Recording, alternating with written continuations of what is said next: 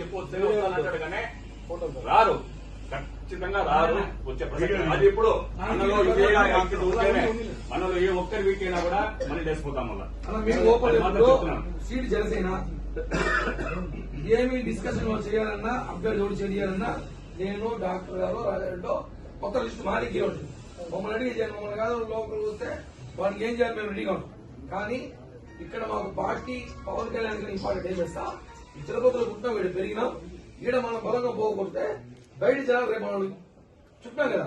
Chittoor phone చేసి గాజు చీరలు పంపిస్తే వేసుకోవాలి తిరుపతిలో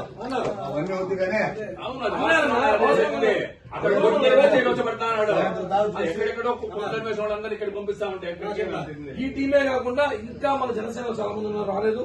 టీడీపీ కూడా రాలేదు. అందరూ పిలవండి, అందరూ కలిసి ఒకే దాటి మనం అంతా కలిసి వెళ్తే ఏ పార్టీ అధ్యక్షులు కూడా ఏం చేయడు. మనల్ని కాదు చెప్పి కొత్త తీసుకొచ్చి చిత్రంలో ఎలక్షన్ చేయలేదు.